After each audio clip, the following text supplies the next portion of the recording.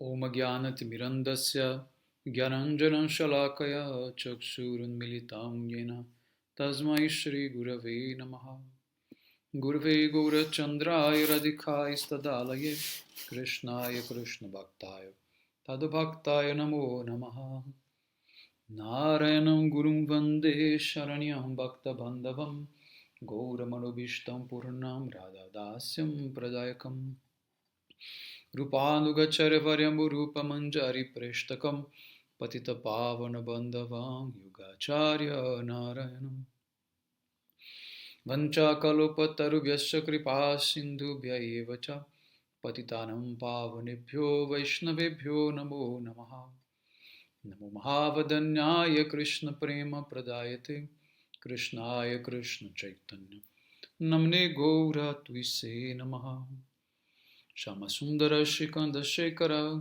Ismerahasara Murari Manohara Radhikara Sika Mam Kripanide Swapriya Charana Kinkarim Kuru Tapta Kanchana Gaurangi Radhe Vrindavaneshwari Vrishabhanu Sute Devi Pranamami Hari Priye Vrindai Tulasi Devyai Priyai Keshava Sacha Krishna Bhakti Prade Devi Satyavatyai Namo Namaha Shri Krishna Chaitanya Prabhu Nityananda Shri Advaita Gadadhar Shri Vasadi Gaura Bhakta Vrinda Hare Krishna Krishna Krishna Hare Hare Hare Ramu Ramo Ramo Hare Hare. Então, primeiramente, eu gostaria de dar início, oferecendo as minhas mais humildes e respeitosas reverências à poeira dos pés de lótus de Paramardatama Shri Guru Pada Padma Nitalila Pravishta Om Vishnupada Paramahamsa Paribrajya Kacharya Ashtotara Sata Srimad Shila Bhakti Vedanta Narayana Goswami Maharaj Shila Gurudeva. And to all Shri Rupanu Gauriya e a todo Shri Rupanu Gauriya Guru Varga, todos os Tridantis, Sannyasis, Brahmacharis, Vaishnavas, Vaishnavis, e a todos aqui hoje reunidos as minhas mais respeitosas reverências. Então, pela misericórdia sem causa de Srila Gurudeva, de todos os nossos mestres do passado, presente e do futuro, nós podemos nos reunir aqui hoje mais uma vez para dar sequência à leitura do Jaiva Dharma, capítulo 17.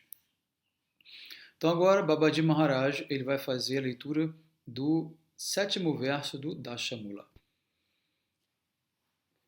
Quando,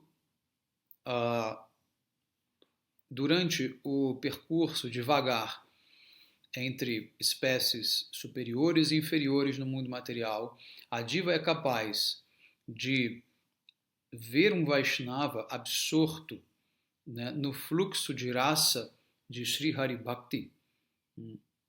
Então surge um gosto no seu coração para seguir o estilo de vida dos Vaishnavas. Ao cantar Sri Harinama, ela gradualmente se torna livre de todos os seus condicionamentos. Passo a passo, ela então conquista o seu Chinmaya Swarupa, ou seja, a sua forma transcendental intrínseca, e se torna qualificada para saborear a raça espiritual e pura do serviço direto a Shri Krishna. Então, qual é o ponto alto desse verso? É dizer que o que mais pode influenciar a aceitação ou a adesão de uma alma ao Vaishnavismo é presenciar, testemunhar um Vaishnava conseguindo, né, um Vaishnava no momento em que ele está desfrutando, né, de Bhakti Rasa, absorto, em êxtase. Né? Naquele momento, não tem como o seu coração resistir. Exemplo bem clássico disso é o próprio Vaishnava Dasa, né, chamado de Sannyasa Thakura, logo no comecinho do livro. Segundo capítulo, se não me engano, já começa a contar a história dele. E lá acontece justamente isso. Ele era um sannyasi Mayavadi, tinha galgado vários estágios elevados dentro do conceito ali de evolução espiritual Mayavadi, né, de Jnana. Só que quando ele viu um devoto absorto em êxtase cantando os santos nomes, aquilo entrou no coração dele como uma grande flecha, né, e o arrebatou de tal maneira que ele não conseguiu mais deixar de pensar naquele Vaishnava, e a partir de então surgiu uma atração muito forte no coração dele para buscar, né, a associação dos Vaishnavas. E assim então ele se torna um grande devoto, né? Então Brajanata pergunta: eu gostaria de ouvir alguma evidência dos Vedas para verificar isso. E Babaji disse: isso está nos Upanishads. Samanne vrikshe purusho nimagno nishaya shoshati muhyamana justam yada pashatyanam misham asya mahimanam meti vita shokaha. Mundaka Upanishad 3.1.2, que diz: a Jiva e Paramatma ambos residem dentro do corpo, assim como dois pássaros na mesma árvore. A Jiva está absorta, né, ou, vamos dizer, imersa na concepção corpórea de vida devido à sua atração pelos sentidos do desfrute material. Iludida por Maya, ela não pode encontrar meios de se libertar, e assim ela lamenta e cai. Cai no sentido de ela perece espiritualmente. Quando a diva recebe então o darshan de uma outra pessoa dentro do seu coração, chamada de Senhor Supremo, ela que é servido eternamente, né, por seus devotos unidirecionados, ela então testemunha as glórias incomuns de Krishna.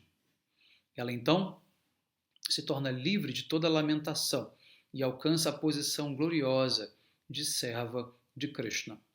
Muito bem, então Brajanata diz: este verso declara que quando a diva vê, né, o Senhor adorado, ela se torna livre de todas as ansiedades e diretamente percebe a sua magnificência, né? Isso significa liberação? O Babaji diz: liberação significa livrar-se das ilusões de Maya. Apenas aqueles que tiveram associação de pessoas santas alcançam a liberação. Mas o principal assunto dessa busca é a posição gloriosa de que a posição gloriosa que recebemos depois de alcançar a liberação. Ou seja, a liberação é só uma parte do processo, não é o fim do processo. Então, após ser liberado de Maya, para onde você vai? O que vai acontecer com você? E agora vem uma definição, que é a definição mais completa de liberação, né, que vocês vão conseguir entender, que está no Srimad Bhagavatam 2.10.6, que diz: Muktir hitonyatharupam swarupena vyavastitihi. A diva, na sua forma original, é uma serva pura de Krishna. Quando ela cai na escuridão da ignorância, ela então aceita os seus corpos material e sutil. Liberação significa abandonar essas formas externas completamente e ficar situado na sua swarupa espiritual original. Ou seja, aquele que se libera de verdade, ele não vai simplesmente se fundir no Brahman. Ele vai estar situado na sua alma, ele vai viver, né? Estar situado é uma expressão um pouco complicada, mas ele vai passar a viver a realidade, né, de ser uma alma liberada, ou seja, ele vai viver, né, de acordo com a sua natureza eterna. E qual é essa natureza eterna da alma? Servir a Krishna. Então, liberação só ocorre de fato quando a tua alma chega à morada do Senhor. E lá ela reside, servindo o Senhor eternamente. Isso é liberação de fato. Essa pseudo-liberação que os Gyanis e os Karmis e outros, e os yogis desejam, é uma liberação temporária. Tá? Por quê? Porque quando a alma chega no Brahman, lá ela não consegue encontrar nenhuma conexão direta com o serviço, né, do Senhor Supremo. A alma tem a tendência de servir. O amor, a Ananda inerente da alma, significa serviço. Só que lá no Brahman, você não tem a quem servir. Então, esse é um grande problema, coisa que os próprios impersonalistas e mayavadis tampouco conseguem se dar conta, né? Então, pelo menos nesse aspecto, os budistas são mais coerentes. Porque os budistas dizem, não há nada, simplesmente nada, vamos para o vazio. Não há nem bem-aventurança nesse vazio. O que há é apenas vazio, é a não existência. Então, vamos anular tudo que existe. Certo? Muito bem. Então, este verso ele explica que liberação significa abandonar todas as outras formas e ficar situado na sua própria Swarupa, ou seja, abandonar qualquer outra identificação, seja ela material ou espiritual, e viver apenas a sua identidade original. Alcançar essa posição constitucional é uma necessidade para as divas. O trabalho de liberação está completo no momento em que a diva ela se liberta de Maya. Isso significa se liberar. Em seguida, muitas outras atividades têm início, né, para que ela alcance essa posição constitucional. Então, quando nós dizemos que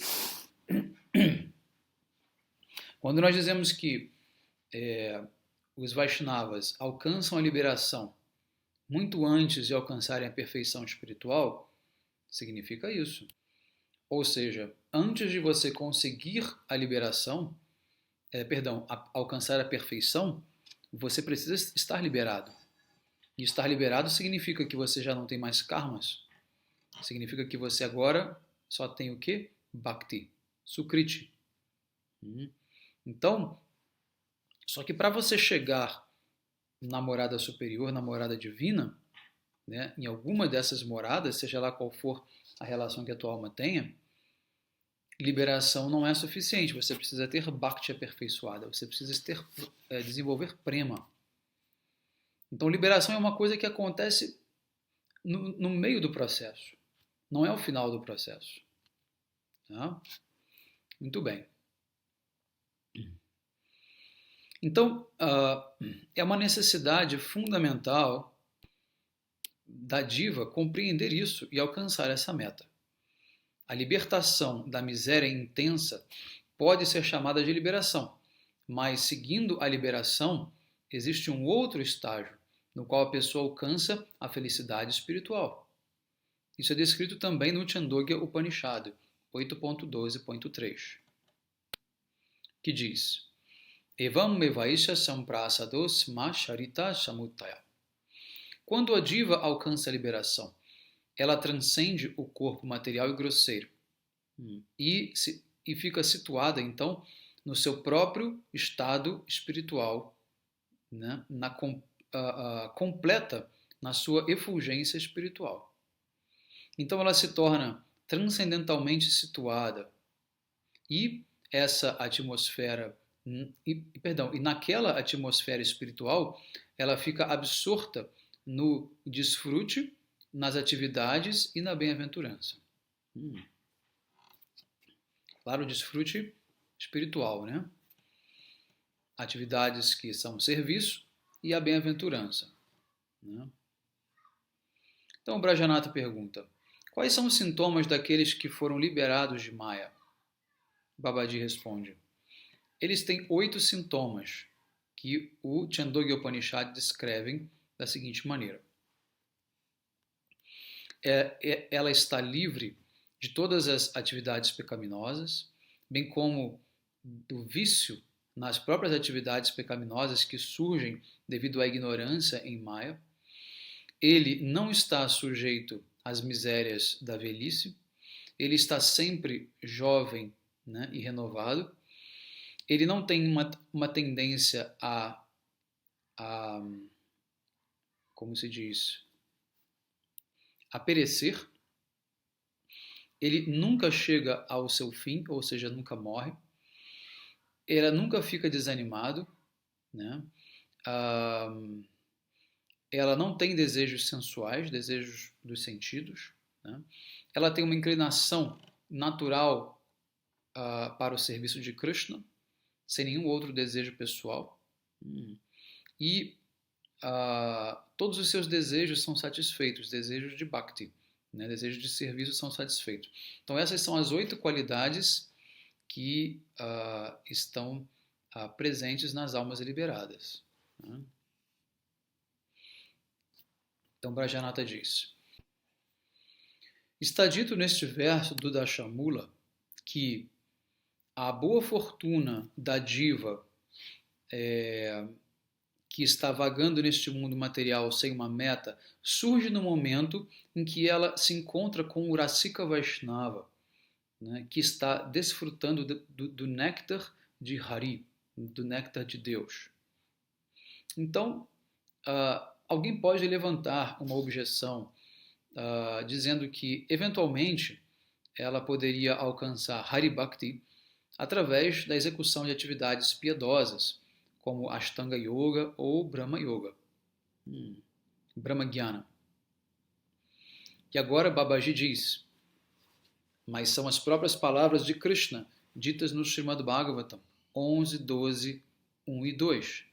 Naro dayati mam jogo na sankyam dharma evacha na swadhyascha tapas tyago nishta purtam na dakshina vratani yagyaschandamshi tirthani yanama yamaha yatha vanurunde satsanga sarva sampaho sangapaho himam. Então Krishna diz, eu não sou controlado por aqueles que executam yoga, estudam a filosofia do Sankhya, fazem atividades religiosas, né, e atividades piedosas, estudam os Vedas, executam austeridades, praticam a renúncia ou aceitam o sannyasa, executam sacrifícios e atividades filantrópicas, dão doação em caridade, praticam jejum e outros votos, fazem yagya, cantam mantras confidenciais, vão em peregrinações, seguem regras e regulações da vida espiritual. No entanto, aquele que aceita satsanga, que destrói todos os apegos materiais, pode me controlar. O que mais eu poderia dizer? Ashtanga Yoga pode me satisfazer um pouco indiretamente, mas Sadhusanga me controla completamente. Sadhusanga aqui, o que significa? Vaishnava Sangha. Shuddha Vaishnava Sangha. Então Krishna diz, o que de fato cativa o meu coração é aquela pessoa que está associada com os Vaishnavas puros, com os devotos puros, né? Isso, de fato, atrai a minha misericórdia para aquela pessoa. Se ela faz todas essas práticas descritas, mas não se associa com o Vaishnava, essas práticas não vão conduzi-la à perfeição, à misericórdia final. Agora, se na companhia desses Vaishnavas elas executam essas atividades, fica melhor ainda. Né? Fica melhor ainda. Não é verdade? Então, é dito também no Haribhakti Shuddhodaya 8.51 que, assim como uma joia ou um cristal reflete a cor do objeto, né, que está próximo a ela, então uma pessoa desenvolve as qualidades de acordo com a companhia que ela mantém. Portanto, manter a associação com os devotos puros, né, faz com que você se torne também um devoto puro. Assim, a associação com os devotos puros é a causa primordial de toda a boa fortuna. Então, qualquer esforço que nós possamos fazer nessa vida, façamos para estar em Sadhusanga, em Shuddha Vaishnava Sangha, na associação dos Vaishnavas puros. A partir daí, tudo vai se desenvolver, tudo vai se desenrolar da melhor maneira possível e a sua perfeição está garantida. Pode demorar um pouco mais, um pouco menos, mas está garantida. Tá? Nos Shastras, a palavra Nissanga significa viver sozinho, né, em solidão, de maneira solitária. Não vou dizer solidão, de maneira solitária. Isso significa que nós devemos apenas viver na associação dos bhaktas, dos devotos. Não é completamente só, mas é livre da má associação. Nissanga significa abandonar todas as outras associações que são desfavoráveis, né, e aceitarmos a associação dos devotos. Até mesmo uma associação não intencional com um devoto puro pode trazer uma boa fortuna para aquela diva. Então, no Srimad Bhagavatam 3.23.55 é dito que a associação com os materialistas causa o quê? O aprisionamento no mundo material.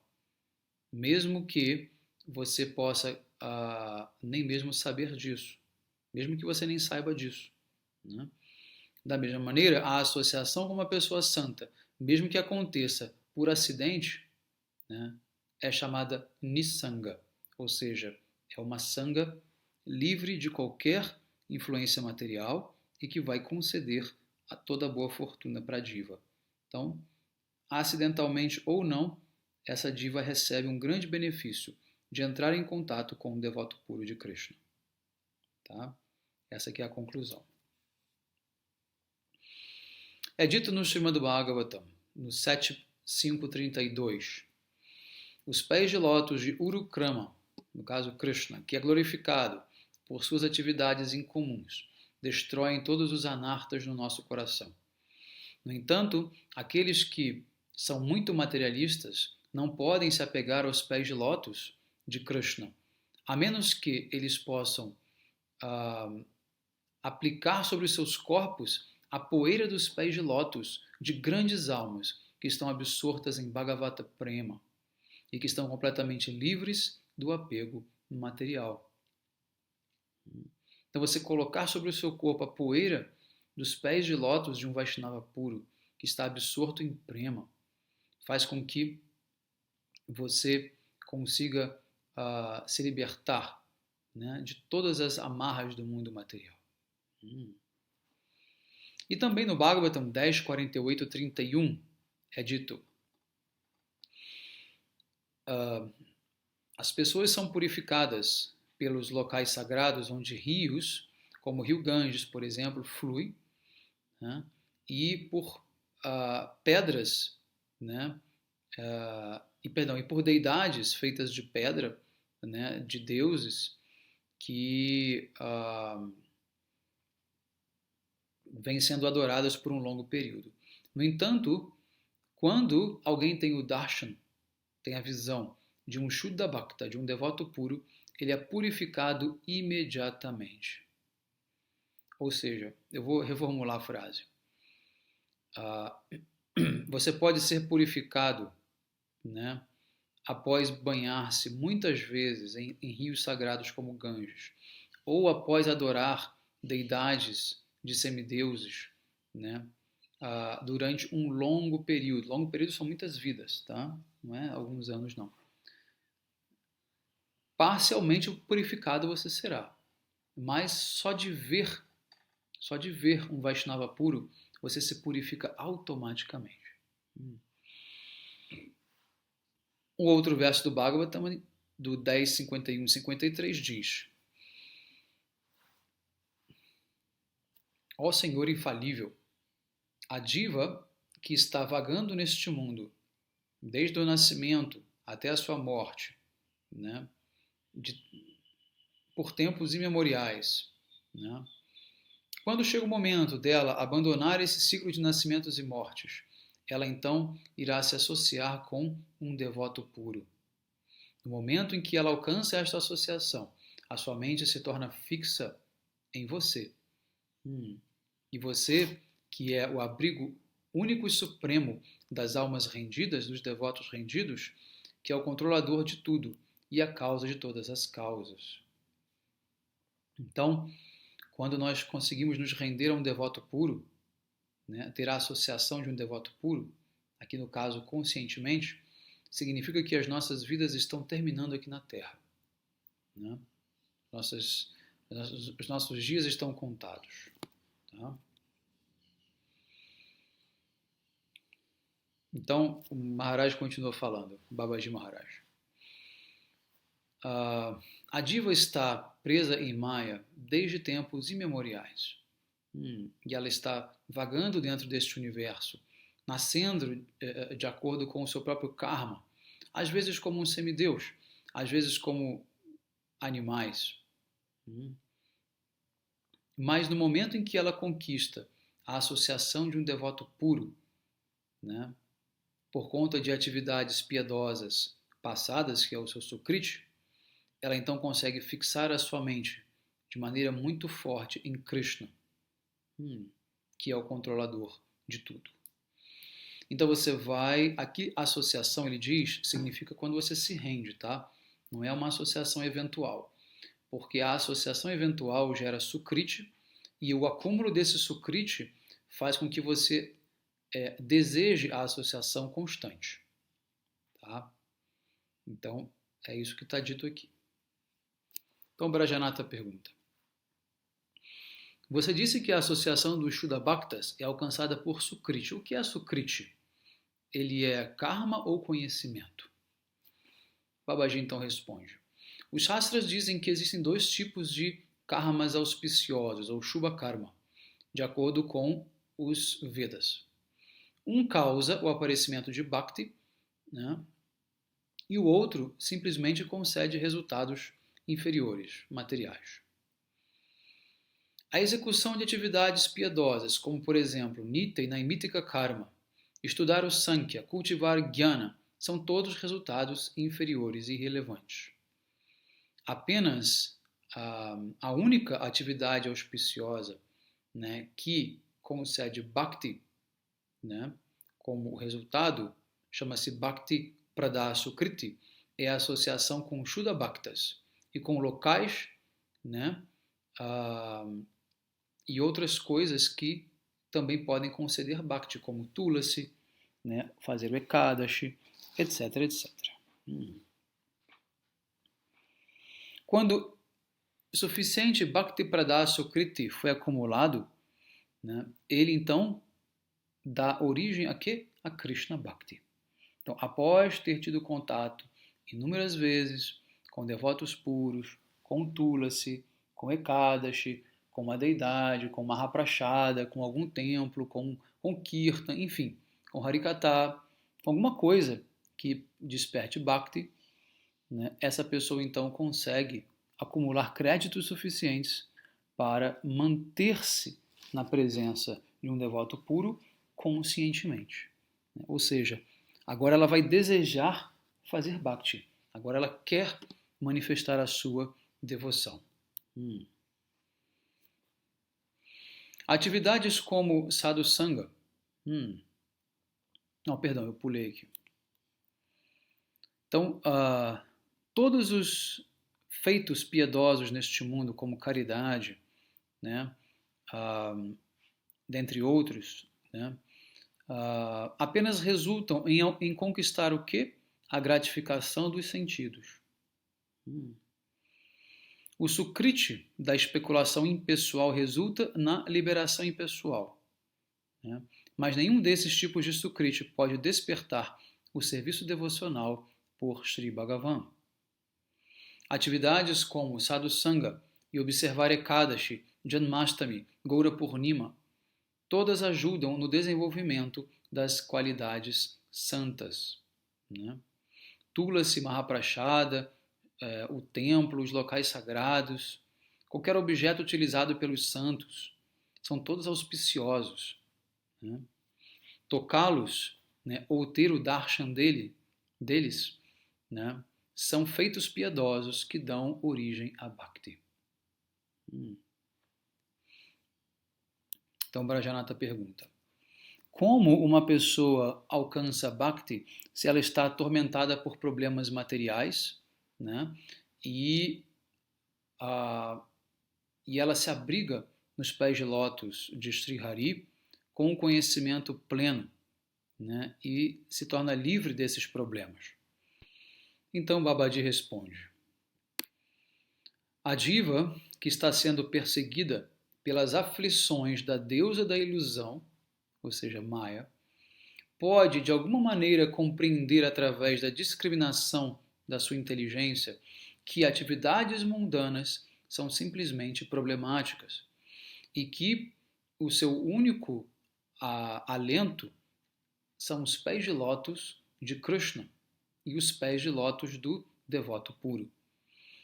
Ao saber disso, ela então se abriga em seus pés de lótus, e o seu primeiro passo nesse processo é se render e aceitar o abrigo de um devoto puro. Este é o principal Bhakti Pradha Sukriti, através do qual se obtém os pés de lótus de Bhagavan.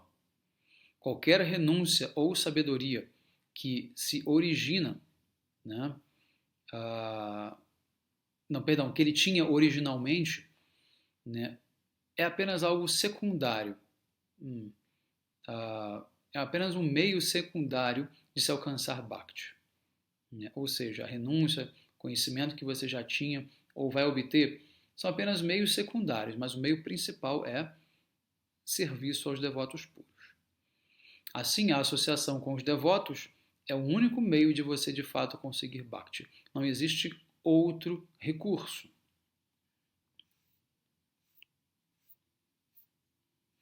Muito bem, então